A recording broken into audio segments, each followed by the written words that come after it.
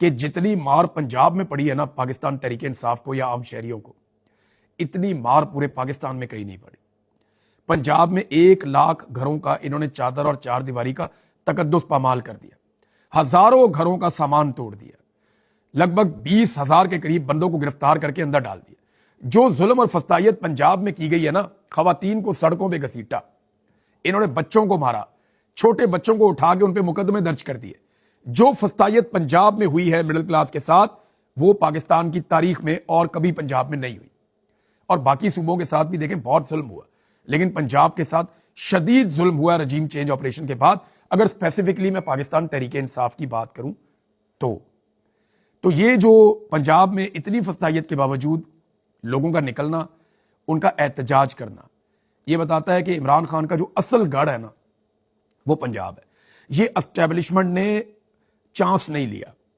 اگر پنجاب کے اندر یہ اپنی رسی کو آدھا بھی چھوڑتے نا تو پاکستان تحریک انصاف یہاں پہ آسانی سے حکومت بنا لیتی، لیکن اسٹیبلشمنٹ یہ افورڈ نہیں کر سکتی تھی۔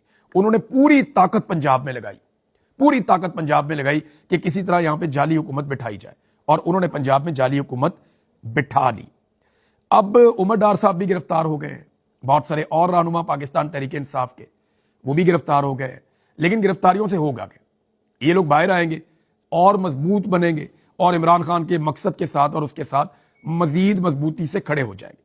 آج آپ پوری دنیا میں کہیں پہ بھی ریفرینڈم کروا لیں، اوورسیز پاکستانی 1 کروڑ سے زائد ہے، کروا لیں آپ ان کا ریفرینڈم کہ اوورسیز پاکستانی عمران خان کے ساتھ کھڑے ہیں یا عاصم منیر کے ساتھ، آپ کو پتہ چل جائے گا۔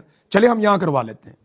یہ میرا جو وی لاگ ہے نا، اس کے نیچے آپ لوگ کمنٹ کریں عاصم منیر یا عمران خان۔ آپ عمران خان لکھیں گے ہم وہ بھی گن لیں گے، آپ عاصم منیر لکھیں گے ہم وہ بھی گن لیں گے، اور ہم اگلے وی لاگ میں بتا دیں گے، ایک آدھے وی لاگ کو چھوڑ کے، کیونکہ ہمیں گننے میں ذرا ٹائم لگتا ہے، بہت زیادہ ہو جاتے ہیں، تو ہم آپ کو بتا دیں گے کہ کتنے لوگ کس کے ساتھ کھڑے ہیں۔ اب تک کے لیے اتنا ہی، اپنا خیال رکھیے گا، اپنے چینل کا بھی۔ اللہ حافظ۔